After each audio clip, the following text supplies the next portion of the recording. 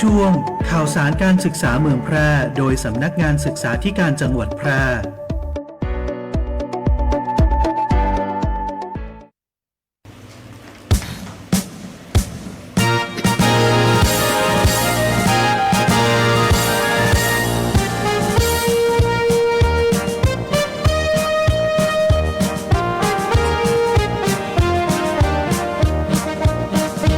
สำนักงานศึกษาธิการจังหวัดแพร่จิตแน่วแน่บริการการศึกษาบูรณาการทำงานยั่งยืนมาการศึกษาก้าวนำทีมทำงานรับผิดชอบเป็นใจในหน้าที่เทคโนโลยีมีใช้ในทุกด้านประสิทธิภาพจนพื้นที่การจัดการบริหารราชรัฐพัฒนาในก้าวไกลศตวรรษ21ประดุจเป็นเม็ดงานด้านศึกษาสร้างภาพเพียรเรียนรู้สู่ประชาการศึกษายกระดับประทับใจพัฒนาการเรียนรู้ตลอดชีวิตนำปรัชญาสวัสดีค่ะท่านผู้ชมและท่านผู้ฟังทุกท่านนะคะในวันนี้ค่ะก็มาพบกันอีกครั้งหนึ่งนะคะในข่าวสารการศึกษาจังหวัดแพร่ค่ะจัดโดยสำนักงานศึกษาธิการจังหวัดแพร่นะคะซึ่งหน้าตาผู้จัดก็อาจจะไม่ค่อยคุ้นเคยเท่าไหร่นะคะเพราะว่าน้องกนกวรรณมะลินะคะผู้จัดรายการก็ได้ไปราชการพร้อมกับท่านศึกษาธิการจังหวัดนะคะท่านวราพรฟูสามปอกนะคะท่านวราพรก็เลยได้มอบหมายให้ดิฉันนะคะรจนากาแก้วค่ะผู้อำนวยการกลุ่มลูกเสือยุวกชาติและกิจการนักเรียนนะคะพร้อมด้วยน้องพานุพงศ์สุธนาค่ะนักวิชาการศึกษานะคะกลุ่มลูกเสือเช่นเดียวกันค่ะมาปฏิบัติหน้าที่ในวันนี้ค่ะสวัสดีค่ะน้องน็อตสวัสดีครับค่ะวันนี้ก็มีข่าวคราวหลายรายการเลยนะคะที่เราจะได้มาพูดคุยกันค่ะในเรื่องแรกค่ะน้องน็อตมีเรื่องอะไรบ้างคะครับสำหรับเรื่องแรกของวันนี้นะครับก็เมื่อวันที่21เมษายนนะครับ2569นะครับเมื่อเวลา 10:30 นาทีนะครับนางวราพรฟูสามปอกศึกษาธิการจังหวัดแพร่นะครับและนางกนกวรรณมะลินะครับผู้อำนวยการกลุ่มพัฒนาการศึกษาได้เข้าร่วมพิธีลงนามบันทึกข้อตกลงความร่วมมือ MOU การจัดสรรเงินกองทุนเพื่อความปลอดภัยในการใช้รถใช้ถนนสำหรับโครงการด้านความปลอดภัยทางถนนในระดับจังหวัดนะครับระหว่างกรมขนส่งทางบกและหน่วยงานที่ได้รับจัดสรรงบประมาณณห้องประชุมสำนักงานขนส่งจังหวัดแพร่นะครับอำเภอเมืองจังหวัดแพร่นะครับโครงการนี้เองที่เดี๋ยวน้องน็อตก็จะได้มาพูดคุยรายละเอียดใช่ไหมคะเพราะว่าเป็นในเรื่องของความปลอดภัยในการใช้รถใช้ถนนของนักเรียนและนักศึกษาใช่ครับเนาะค่ะต่อไปค่ะข่าวต่อไปก็จะเป็นวันที่22เมษายน2569ที่ผ่านมานะคะก็จะมีนายคุณากรคชหิรันค่ะรองผู้ว่าราชการจังหวัดแพร่นะคะเป็นประธานในการประชุมคณะอนุกรรมการส่งเสริมการพัฒนาเด็กปฐมวัยระดับจังหวัดนอกเขตกรุงเทพมหานครจังหวัดแพร่ค่ะครั้งที่1/2569ค่ะณห้องประชุมสำนักงานศึกษาธิการจังหวัดแพร่นะคะโดยมีคณะอนุกรรมการส่งเสริมการพัฒนาเด็กปฐมวัยระดับจังหวัดจากกระทรวงพัฒนาสังคมและความมั่นคงของมนุษย์กระทรวงสาธารณสุขกระทรวงมหาดไทยและกระทรวงศึกษาธิการค่ะเข้าร่วมประชุมนะคะแล้วก็มีนางวราพรฟูสามปอกค่ะศึกษาธิการจังหวัดแพร่นะคะเป็นอนุกรรมการและเลขานุการค่ะทั้งนี้เพื่อพิจารณากิจกรรมการขับเคลื่อนการพัฒนาเด็กปฐมวัยจังหวัดแพร่ค่ะประจำปีงบประมาณพุทธศักราช2569ค่ะโดยกิจกรรมการขับเคลื่อนนะคะที่เราจะดำเนินการในปีงบประมาณนี้นะคะก็จะมีดังนี้ค่ะมีการจัดทำข้อมูลสารสนเทศตามระบบฐานข้อมูลสารสนเทศการพัฒนาเด็กปฐมวัยตามมาตรฐานสถานพัฒนาเด็กปฐมวัยแห่งชาติพุทธศักราช2562ค่ะ ต่อไปก็จะเป็นการประชุมเชิงปฏิบัติการเพื่อขับเคลื่อนข้อเสนอเชิงนโยบายนะคะ3เร่ง3ลด3เพิ่มซึ่งท้ายรายการถ้ามีเวลาเราจะได้มาคุยกันนะคะในเรื่องของนโยบาย3เร่ง3ลด3เพิ่มค่ะและอีกกิจกรรมหนึ่งก็จะเป็นการประชุมเชิงปฏิบัติการจัดทำรายงานสภาวะการเด็กปฐมวัยระดับจังหวัดค่ะซึ่งในส่วนของสำนักงานสาธารณสุขจังหวัดแพร่นะคะก็ได้รายงานข้อมูลนะคะพัฒนาการเด็กปฐมวัยจังหวัดแพร่ค่ะก็จะมีการดูแลพัฒนาการเด็กปฐมวัยจังหวัดแพร่นะคะจะมีการคัดกรองกระตุ้นวินิจฉัยและรักษานะคะในการคัดกรองก็จะเป็นกลุ่มเป้าหมายก็จะเป็นเด็กปฐมวัยอายุ9 18 30 42 และ 60 เดือนนะคะในทางภาษาของแพทย์ก็จะนับเป็นเดือนนะคะไม่ได้นับเป็นขวบเป็นปีเหมือนกับพวกเรานะคะเด็กปฐมวัยเนี่ย9 18 30 42 และ 60 เดือนทุกคนในปีงบประมาณนะคะจะได้รับการคัดกรองค่ะและจะมีการกระตุ้นนะคะการกระตุ้นเป้าหมายก็จะเป็นเด็กปฐมวัยทุกคนที่มีพัฒนาการล่าช้าจากการคัดกรองพัฒนาการด้วย DSPM นะคะ DSPM นี่ก็ศึกษาธิการจังหวัดแพร่ก็ปีที่แล้วนะคะก็ได้จัดอบรมครูนะคะครูปฐมวัยเนี่ยให้ทำการคัดกรองพัฒนาการด้วย DSPM ได้นะคะปีนี้ก็จะเป็นการต่อยอดกิจกรรมนะคะและหลังจากนั้นก็จะเป็นการวินิจฉัยรักษาก็จะเป็นเด็กปฐมวัยที่ยังคงมีพัฒนาการล่าช้าจากการกระตุ้นพัฒนาการหรือเคสที่ walk in นะคะต่อไปค่ะก็สำนักงานพัฒนาสังคมและความมั่นคงของมนุษย์จังหวัดแพร่ค่ะก็ได้รายงานการยกระดับสถานพัฒนาเด็กปฐมวัยจังหวัดแพร่ประจำปีพุทธศักราช 2569 นะคะเป็นการยกระดับด้วย ICAP นะคะเป็นการสื่อสารแนวทางและกระบวนการยกระดับศูนย์พัฒนาเด็กเล็กในจังหวัดแพร่ค่ะผ่านโครงการ ICAP แล้วก็หลักสูตร High Scope เพื่อพัฒนาเด็กปฐมวัยอย่างรอบด้านนะคะอันนี้ก็สำคัญเลยนะคะเพราะว่าหัวใจสำคัญของ ICAP นะคะก็พัฒนาเด็ก3มิติค่ะมีพัฒนา4ด้านนะคะพัฒนาตัวตนของเด็กแล้วก็สร้างทักษะทางสมอง EF นะคะก็รากฐาน3มิติเพื่อเด็กปฐมวัยนะคะอันนี้ก็ทางพมนะพมจเราเนี่ยก็ได้ดำเนินการกับสพดค่ะน้องน็อตค่ะดำเนินการกับสพดนะคะก็จะมีต้นแบบนะคะแล้วก็1แห่งนะคะแล้วก็ปีที่ผ่านมาก็มี6แห่งแล้วก็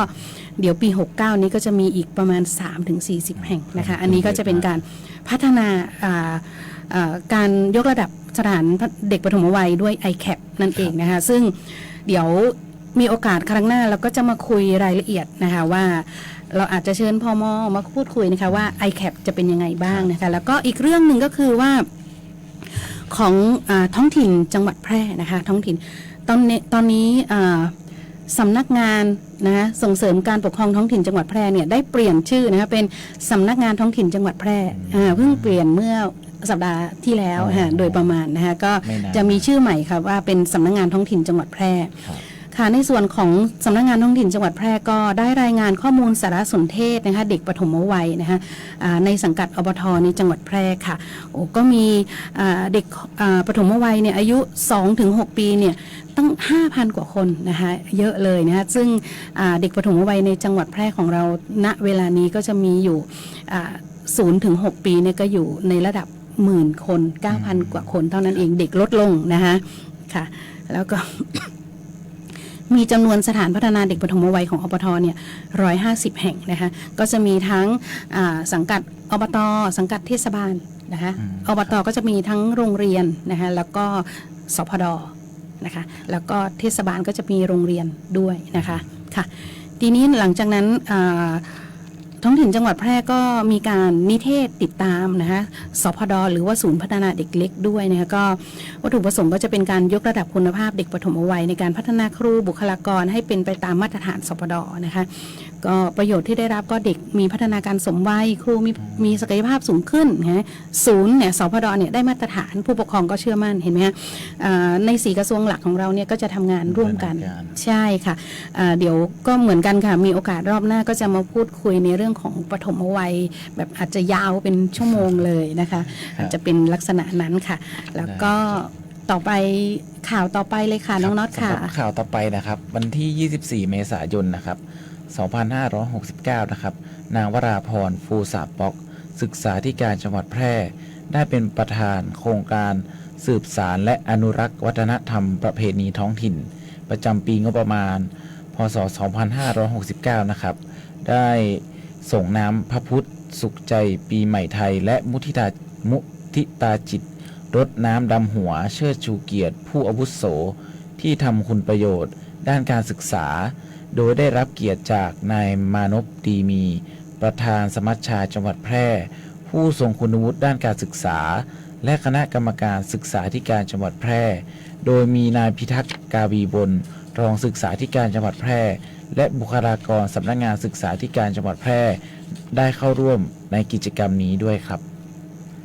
ค่ะและข่าวต่อไปนะคะก็เมื่อวานนี้เองนะคะเมื่อวานกับวันนี้นะคะซึ่งเมื่อวานนี้จะเป็นพิธีเปิดนะคะก็วันที่ 27 เมษายนนะคะนางวราพรฟูสามป๊อกค่ะศึกษาธิการจังหวัดแพร่ค่ะก็เป็นประธานเปิดการอบรมโครงการส่งเสริมและพัฒนาการจัดการเรียนรู้สำหรับเด็กปฐมวัยโรงเรียนเอกชนจังหวัดแพร่ค่ะเป็นกิจกรรมการอบรมพัฒนาครูปฐมวัยเพื่อส่งเสริมสุขภาวะที่ดีนะคะ well-being ของเด็กปฐมวัยผ่านการเรียนรู้ทางสังคมและอารมณ์ SEL นะคะโรงเรียนเอกชนจังหวัดแพร่ค่ะ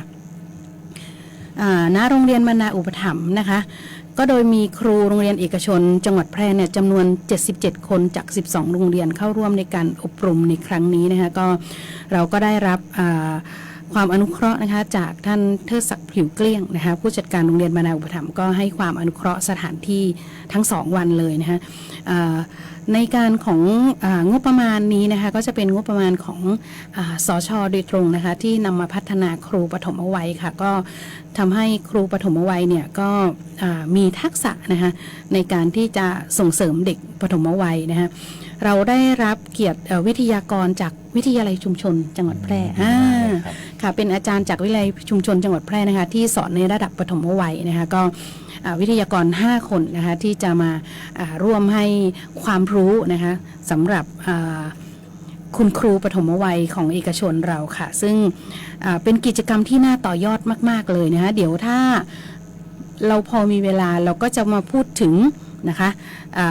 SEL เด็กปฐมวัยเนี่ยว่าเป็นยังไงบ้างเนาะเดี๋ยวเราก็จะดูเวลาอีกทีนึงค่ะได้ครับค่ะในข่าวต่อไปเป็นข่าวฝากค่ะข่าวฝากประชาสัมพันธ์นะคะจากพมจ.แพร่นะคะค่ะก็เชิญน้องน็อตค่ะครับก็ประชาสัมพันธ์จากข่าวของพมจ.แพร่นะครับก็ได้ร่วมกับมูลนิธิศูนย์วิจัยและติดตามความเป็นธรรมทางสุขภาพและกองทุนเพื่อความเสมอภาคทางการศึกษานะครับก็ได้เชิญชวนบุคลากรทางการศึกษานะครับเข้ามาอบรมนะครับเกี่ยวกับการใช้ระบบการขอรับความช่วยเหลือผู้ประสบปัญหาทางสังคมนะครับหรือว่าพม.สมาร์ทนะครับซึ่งการอบรมก็จะใช้งานระบบอิเล็กทรอนิกส์กระทรวงพม.นะครับในการรับเรื่องร้องเรียนและช่วยเหลือเด็กที่อยู่ในสภาวะยากลำบากได้อย่างรวดเร็วนะครับแล้วก็เพื่อช่วยเหลือและเฝ้าระวังปัญหาเด็กและเยาวชนนะครับหลุดออกจากระบบการศึกษาให้กลับเข้ามาสู่ระบบการศึกษานะครับตามนโยบาย Thailand Zero Dropout นะครับหรือว่า TZD นะครับเยี่ยมมากเลยนะคะซึ่งในวันอบรมก็จะเป็นวันที่5พฤษภาคม2569นี้นะครับเวลาตั้งแต่เวลา 8:30 นาทีจนถึง 11:30 นาทีนะครับณห้องประชุมสักทองนะครับที่สำนักงานเขตพื้นที่การศึกษาประถมศึกษาแพร่เขต1หรือว่าสพป.แพร่เขต1ของเรานั่นเองนะครับซึ่งตั้งอยู่ที่ตำบลทุ่งกวาวอำเภอเมืองแพร่จังหวัดแพร่นะครับมีค่าใช้จ่ายไหมคะค่าใช้จ่ายไม่มีนะครับอบรมฟรีนะครับและมีจำนวนจำกัดนะครับซึ่งเปิดรับสมัครถึงวันที่30เมษายนนี้นะครับอีก 2-3 วันนี้เองอีก 2-3 วันนี้แล้วเราจะสอบถามข้อมูลเพิ่มเติมได้ที่ไหนคะครับก็สามารถสอบถามข้อมูลเพิ่มเติมได้ที่กลุ่มการพัฒนาสังคมและสวัสดิการของพมจ.แพร่นะครับโดยมีเบอร์โทร054-511-572นะครับ054-511-572นะครับหรือสามารถสอบถามเพิ่มเติมจากคุณพัสราพรนะครับเบอร์โทร098-659-8688 9867นะครับ0986599867นะครับก็จะเป็นเจ้าหน้าที่ของพมจ.แพร่นะครับที่สามารถให้ข้อมูลเพิ่มเติมได้นี้นะครับโอ้เยี่ยมเลยเพราะว่าในส่วนของการขอรับความช่วยเหลือนะคะเกี่ยวกับการประสบปัญหาทางสังคมเนี่ยเพราะว่าเด็กนะคะเด็กหรือว่าเยาวชนเนี่ยก็จะเป็นวัยที่เปราะบางอย่างที่เรารู้กันดีนะคะซึ่งเราสองคนก็เป็นเจ้าหน้าที่ศูนย์เสมารักษ์เนาะเราก็จะพบเจอค่ะเราจะพบเจอเราจะดูแลเด็กๆที่มีภาวะเสี่ยงนะคะแล้วก็ถือว่าเป็นการร่วมมือนะคะร่วมมือในการทำงานของกระทรวงหลักๆของในประเทศเรานะคะที่จะได้ร่วมกันนะคะดูแลสอดส่องนะคะเด็กบุตรหลานไม่ให้คลาดสายตาแล้วก็อยู่ในภาวะที่เสี่ยงต่างๆนะคะก็เป็นกิจกรรมที่ดีๆเลยนะคะแล้วก็น้องๆสมัครหรือยังคะเนี่ยเดี๋ยวต้องรีบสมัครค่ะเพราะว่ามันจะเกี่ยวเนื่องกับงานของเราด้วยนะคะก็เชิญชวนคุณครูนะคะเชิญชวนประชาชนทั่วไปหรือว่าคุณครูที่เป็นพสน.ของจังหวัดแพร่เรานะคะก็เข้าไปร่วมรับฟังได้นะคะฟรีเนาะฟรีค่ะในเบรกแรกก็จะมีข่าวฝากไว้เท่านี้ก่อนนะคะเดี๋ยวเรารับฟังสิ่งที่น่าสนใจจากทางรายการค่ะจากสวท.แพร่ FM 91 MHz นะคะสักครู่ค่ะ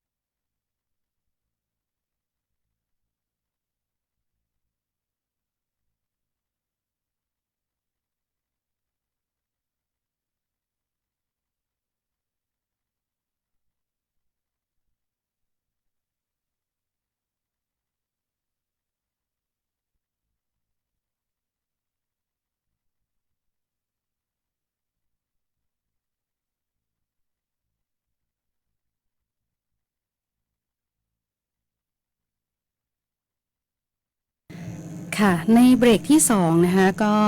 เดี๋ยวจะขอให้น้องน็อตพานุพงศ์นะคะก็จะได้เล่าถึงโครงการนะคะเด็กและเยาวชนแพร่ปลอดภัยด้วยวัคซีนจราจรค่ะที่ท่านศึกษาธิการจังหวัดกับน้องกนกวรรณมะลินะคะได้ไป MOU วันก่อนค่ะลองเล่าให้กับผู้ชมผู้ฟังนิดนึงนะคะ ได้ครับก็สำหรับสำนักงานศึกษาธิการจังหวัดแพร่นะครับก็ได้ตระหนักถึงความปลอดภัยในการใช้รถใช้ถนนของกลุ่มเด็กและเยาวชนนะครับก็ได้มีการจัดโครงการเด็กและเยาวชนแพร่ปลอดภัยด้วยวัคซีนจราจร TSY โปรแกรมนะครับประจำปีงบประมาณ 2569 นะครับซึ่งได้งบประมาณจากกองทุนเพื่อความปลอดภัยในการใช้รถใช้ถนนระดับจังหวัดนะครับซึ่งวัตถุประสงค์ของโครงการนี้นะครับก็เพื่อพัฒนาเด็กและเยาวชนแพร่มีทักษะการขับขี่ที่ปลอดภัยด้วยวัคซีนจราจรหรือหลักสูตร TSY โปรแกรมนะครับและเพื่อสนับสนุนการขับเคลื่อนการดำเนินงานป้องกันการบาดเจ็บและเสียชีวิตในเด็กและเยาวชนและภัยอื่นๆร่วมกับภาคีเครือข่ายนะครับซึ่งกลุ่มเป้าหมายของโครงการนี้ครับก็จะเป็นนักเรียนโรงเรียนที่อยู่ใน3อำเภอกลุ่มเสี่ยงนะครับก็จะมีอำเภอเมืองแพร่อำเภอสุมเม่นและอำเภอรองนะครับโดยจะมีการดำเนินโครงการณที่ตั้งของหน่วยงานต้นสังกัดหรือสถานศึกษาที่ได้เข้าร่วมโครงการนั่นเองนะครับซึ่งประโยชน์ที่คาดว่าจะได้รับของโครงการนี้นะครับก็จะมีรูปแบบการดำเนินงานการขับเคลื่อนมาตรการการป้องกันการบาดเจ็บจากการจราจรทางถนนนะครับในกลุ่มเยาวชนพื้นที่นำร่องนะครับ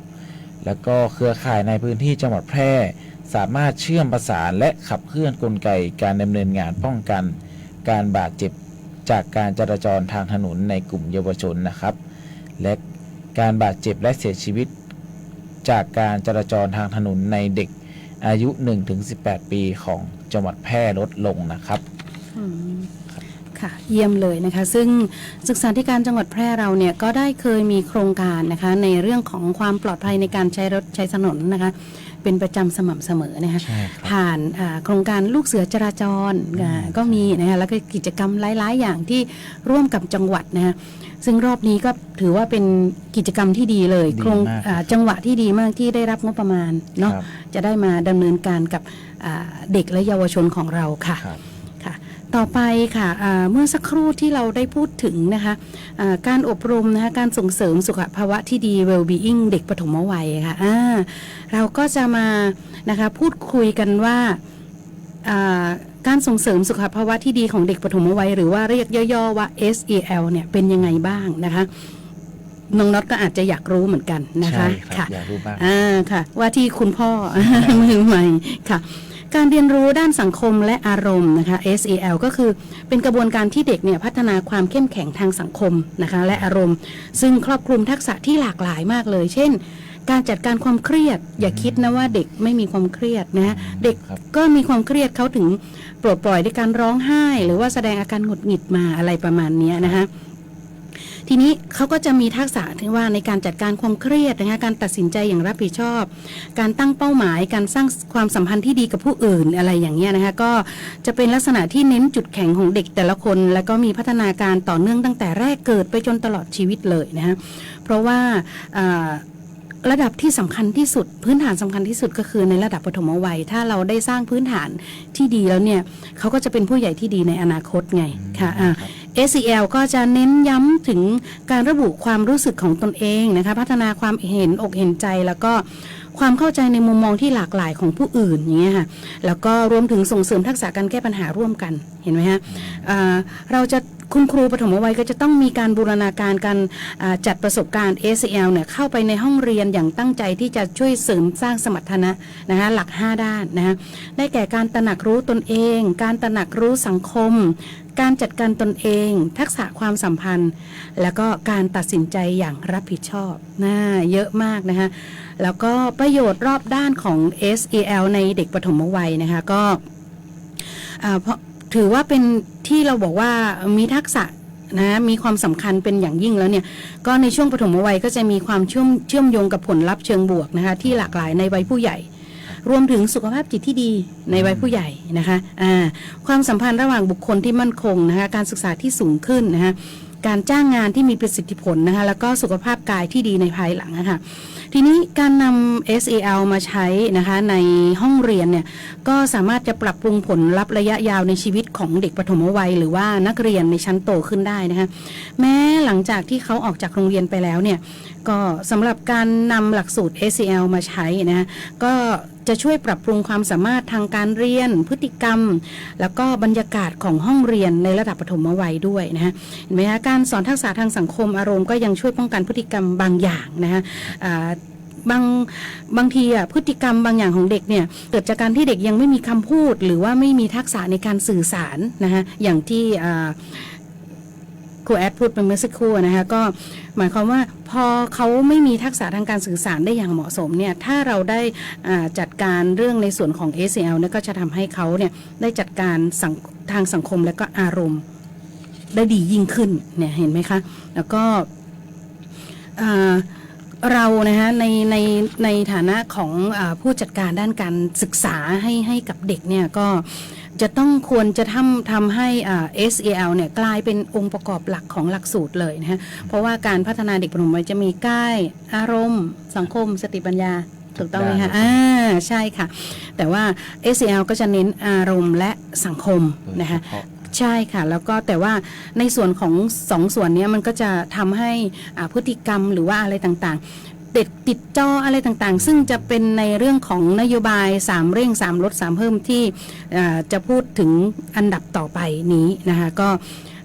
ในส่วนของ SEL นี่ก็จะมีส่วนสำคัญเลยนะคะค่ะต่อไปนะคะก่อนที่เราจะ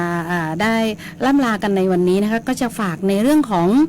แผนการขับเคลื่อนข้อเสนอเชิงนโยบาย3เร่ง3ลด3เพิ่มนะคะเพื่อส่งเสริมพัฒนาการเด็กปฐมวัยในสภาวะวิกฤตคำว่าสภาวะวิกฤตนี่ก็แสดงว่าหนักหน่วงแล้วนะค่ะก็จะเป็นมติคณะรัฐมนตรีค่ะเมื่อวันที่27มีนาคม2568นะคะก็เห็นชอบข้อเสนอเชิงนโยบาย3เร่ง3ลด3เพิ่มเพื่อส่งเสริมพัฒนาการเด็กปฐมวัยในสภาวะวิกฤตซึ่งนำเสนอโดยคณะกรรมการนโยบายและการพัฒนาเด็กปฐมวัยค่ะ3เร่งอะไรบ้างล่ะนะคะเร่งให้ความรู้ความเข้าใจที่ถูกต้องรอบด้านแก่ผู้ปกครองครูผู้ดูแลเด็กชุมชนและสังคมเห็นไหมฮะไม่ใช่ว่าดูแลแต่เด็กอย่างเดียวแต่ว่าจะต้องให้ความรู้ความเข้าใจที่ถูกต้องนะทั้งผู้ปกครองครูผู้ดูแลเด็กและชุมชนและก็สังคมซึ่ง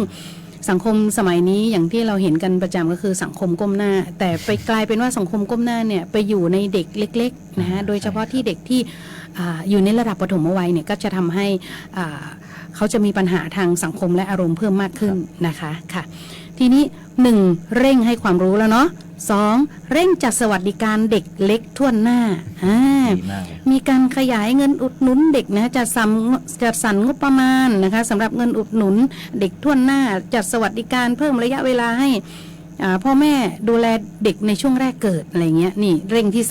2เร่งที่3ก็คือเร่งเสริมศักยภาพขององค์กรปกครองส่วนท้องถิ่นชุมชนและกลไกระดับพื้นที่ใกล้ตัวเด็กค่ะอันนี้สำคัญเลยนะคะก็ต้องสร้างความเข้มแข็งด้านความรู้แล้วก็การจัดกิจกรรมการดูแลพัฒนาและปกป้องคุ้มครองเด็กและแก่บุคลากรอบต.อบจ.อะไรต่างๆที่เกี่ยวข้องกับเด็กนะคะซึ่งในกระทรวงอื่นๆเขาก็ถึงได้ทำต่อๆกันมาเหมือนโครงการ ICAP เมื่อสักครู่ที่ของพมจ.อะไรอย่างเงี้ยนะคะการนิเทศของท้องถิ่นจังหวัดเห็นไหมคะการคัดกรองเด็กของสาธารณสุขจังหวัดเห็นไหมคะทุกสิ่งทุกอย่างมาจากนโยบาย3เร่ง3ลด3เพิ่มนะคะอีกเรื่องหนึ่งก็คือ3ลดนะคะ3ลดก็คือมาตรการที่4เนี่ยลดการใช้สื่อหน้าจอในเด็กปฐมวัยอย่างจริงจังและงดใช้ก่อนวัย2 ขวบดีมากเลยครับวันหน้านะคะคุณพ่ออย่าลืมนะคะค่ะก่อน2 ขวบลูกจะต้องไม่ใช้จอนะคะแต่ว่าถ้าเด็กปฐมวัยเราก็บอกว่าลดการใช้สื่อหน้าจอในเด็กปฐมวัยอย่างจริงจังด้วยนะคะก็มีการรณรงค์และให้ความรู้เรื่องการลดและงดใช้สื่อหน้าจอก่อนวัย2 ขวบค่ะมีการออกกฎหมายระเบียบคำสั่งห้ามเด็กปฐมวัยให้ใช้เครื่องมือดิจิทัลในสถานพัฒนาเด็กปฐมวัยนะคะต่อไปค่ะ 1ลดแล้วนะตะกี้3เร่งลดที่1ละต่อไปลดที่2ค่ะลดความเครียดคืนความสุขแก่เด็กปฐมวัยเรื่องเมื่อสักครู่ค่ะ SEL นะคะก็ให้ความรู้ผู้บริหารครูผู้ปกครองพ่อแม่นะคะเกี่ยวกับการเรียนรู้ผ่านการเล่นไม่เน้นการเร่งเรียนเขียนอ่านนะคะแล้วก็ความเข้าใจเกี่ยวกับพฤติกรรมนะคะที่สร้างและลดความเครียดนะคะสนับสนุนแนวทางการปรับตัวของเด็กในการเข้าสู่สถานพัฒนาเด็กปฐมวัยนะคะเพิ่มการเรียนรู้แบบ active learning active learning คืออะไรบ้างล่ะก็ให้เด็กทำโครงงานต่างๆอะไรอย่างเงี้ยทำเองใช่หนูเป็นครูวิทยาศาสตร์อยู่แล้วนี่เด็กๆจะได้มีกิจกรรมบ้านนักวิทยาศาสตร์น้อยหรืออะไรต่างๆทดลองวิทยาศาสตร์ทั่วไปใช่ค่ะแม้แต่โครงงานคุณธรรมโครงงานเด็กดีมีวินัยอะไรต่างๆอะไรอย่างเงี้ยแล้วก็ถือว่าเป็นการลดความเครียดคืนความสุขแก่เด็กปฐมวัยนะคะแล้วก็ลดความรุนแรงกับเด็กจัดสภาพแวดล้อมทั้งในและนอกห้องเรียนได้อย่างเหมาะสมเพิ่มโอกาสให้เด็กเนี่ยได้สัมผัสธรรมชาตินะคะค่ะแล้วก็พอลดต่อไปเราถึงมาตรการที่6แล้วลดต่อไปลดที่3ก็คือลดการใช้ความรุนแรงกับเด็กปฐมวัยทั้งทางร่างกายและจิตใจค่ะอย่างที่เราเห็นนะคะสังคมปัจจุบันนะคะพ่อแม่วัยใสนะคะพ่อแม่วัยใสก็คือยังเป็นวัยรุ่นอยู่นะบอกว่าเป็นลูกที่แย่แต่จะเป็นแม่ที่ดีแต่พอเป็นแม่แล้วเนี่ยก็เป็นแม่วัยใสที่อาจจะหงุดหงิดหรือว่าบางคู่ก็ใช้ยาเสพติดใช้อะไรต่างๆก็เอาความรุนแรงเนี่ยมาลงกับเด็กนะคะก็เราก็จะต้องลดการใช้ความรุนแรงกับเด็กค่ะก็คือห้ามใช้ความรุนแรงทั้งทางร่างกายจิตใจแม้แต่คำพูดเชิงลบบูลลี่เนี่ยไม่ได้นะไอ้อ้วนใช่ไหมไอ้อ้วนไอ้อะไรว่าไปนั่นแหละเขาไม่ให้แล้วตอนนี้ผิดกฎหมายแล้วนะจะมาว่ากันบูลลี่กันนี่ไม่ได้แล้วนะคะแล้วก็ส่งเสริมพ่อแม่ผู้ปกครองเนี่ยในการสร้างวินัยเชิงบวกให้กับเด็กๆนะคะสร้างกลไกป้องกันและเฝ้าระวังเด็กกลุ่มเสี่ยงนะคะทั้งระดับครอบครัวแล้วก็สถานพัฒนาเด็กปฐมวัยเห็นไหมฮะมีขอบเขตการดำเนินงานมีแนวทางการดำเนินงานเนี่ยชัดเจนเลยอันนี้คือนโยบายของรัฐบาลนะคะที่จะมุ่งตรงไปหาเด็ก0 ถึง 6 ปี0 ถึง 6 ขวบนะคะ3เร่ง3ลดเราย้อนนิดนึงนะคะ3เร่งให้ความรู้ความเข้าใจที่ถูกต้องเนาะเร่งจัดสวัสดิการเร่งเสริมศักยภาพขององค์กรปกครองส่วนท้องถิ่นชุมชนและกลไกในพื้นที่ลดการใช้สื่อหน้าจอในเด็กปฐมวัยลดความเครียดคืนความสุขแก่เด็กปฐมวัยลดการใช้ความรุนแรงกับเด็กปฐมวัยทั้งทางร่างกายและจิตใจต่อไปค่ะเราจะเพิ่มอะไรบ้างมาตรการที่7นะคะก็จะเป็นเพิ่มกิจกรรมส่งเสริมพัฒนาการและการเรียนรู้ผ่านการเล่นที่หลากหลายอันนี้เดี๋ยวปลายเดือนพฤษภาคมนี่แหละค่ะทางศึกษาธิการจังหวัดแพร่ร่วมกับอีก3กระทรวงเนี่ยก็จะจัดอบรมนะคะให้ความรู้แก่ครูปฐมวัยและผู้ปกครองด้วยที่จะจัดประสบการณ์เรียนรู้ที่หลากหลายให้กับเด็กได้ห่างหน้าจอตามนโยบายนี้เลย3เร่ง3ลด3เพิ่มตรงเป๊ะเลยตรงเป๊ะเลยค่ะเดี๋ยวเราก็จะจัดอบรมแบบจะเชิญวิทยากรมาจากหลายๆแห่งเลยนะคะแล้วก็จะจัดกิจกรรมให้ผู้ปกครองและครูได้เห็นแล้วก็เข้าใจว่าเด็กไม่จำเป็นจะต้องอยู่กับหน้าจอมือถือตลอดเวลาแล้วเด็กก็จะมีความสุขได้นะคะแล้วก็มีพัฒนาการที่ดีด้วยนะคะอันนี้ก็คือเพิ่มกิจกรรมส่งเสริมพัฒนาการและการเรียนรู้ผ่านการเล่นที่หลากหลายนะคะค่ะต่อไปก็จะเป็นการมาตรการที่8ค่ะเพิ่มการเล่าหรืออ่านนิทานกับเด็กสม่ำเสมออันนี้พวกเราก็จัดอบรมครูมาตลอดอย่างที่เห็นกลุ่มนิเทศใช่ไหมคะที่ว่าจัดอบรมในการให้ครูเนี่ยได้ทำนิทานหน้าเดียวนิทานพัฒนาทักษะ EF นะพัฒนาทักษะทางสมองเด็กอะไรต่างๆอย่างเงี้ยค่ะเราก็จะต้องสร้างความตระหนักแล้วก็ให้ความรู้แก่พ่อแม่ผู้ปกครองครอบครัวแล้วก็ชุมชนในการเล่าหรืออ่านนิทานนะคะแล้วก็สร้างหนังสือสำหรับเด็กด้วยนะคะค่ะแล้วก็ก่อนที่จะจบมีมาตรการที่9ค่ะเร่งเพิ่มความรักความใส่ใจและเวลาคุณภาพของครอบครัวค่ะให้ความรู้กับพ่อแม่ผู้ปกครองให้ใช้เวลาร่วมกับลูกอย่างมีคุณภาพนะคะ ส่งเสริมให้มีพื้นที่สำหรับทำกิจกรรมครอบครัว เพิ่มเวลานะคะการลาคลอดและสวัสดิการให้พ่อแม่แล้วก็หน่วยงานสนับสนุนให้มีพื้นที่สถานที่ให้ผู้ปกครองดูแลเด็กนะฮะเยอะแยะเลย3เร่ง3ลด3เพิ่มนี้ของในส่วนของปฐมวัยนะคะค่ะก็จริงๆแล้วมีเรื่องที่จะมาพูดคุยนะคะพูดคุยแล้วก็เล่าสื่อสารเนี่ยเยอะแยะมากมายแต่ด้วยเวลาที่จำกัดนะคะก็ให้เราได้มาพบเจอผู้ชมแล้วก็ผู้ฟังได้ในวันนี้เท่านี้ก่อนนะคะแล้วก็หากโอกาสหน้ามีโอกาสดีๆนะคะพวกเราก็จะได้กลับมาพบกับท่านอีกครั้งหนึ่งนะคะก็ต้องขอบคุณนะคะสวทแพร่นะคะ FM 91 MHz นะคะที่ได้ให้โอกาสนะคะสำนักงานศึกษาธิการจังหวัดแพร่ได้มาจัดรายการในวันนี้ค่ะในวันนี้ค่ะดิฉันรุจนากาแก้วแล้วก็น้องพานุพงศ์สุทธนะนะคะเป็นลูกชายนั่นเองค่ะก็ลาจากคุณผู้ชมผู้ฟังไปก่อนนะคะค่ะสวัสดีค่ะครับ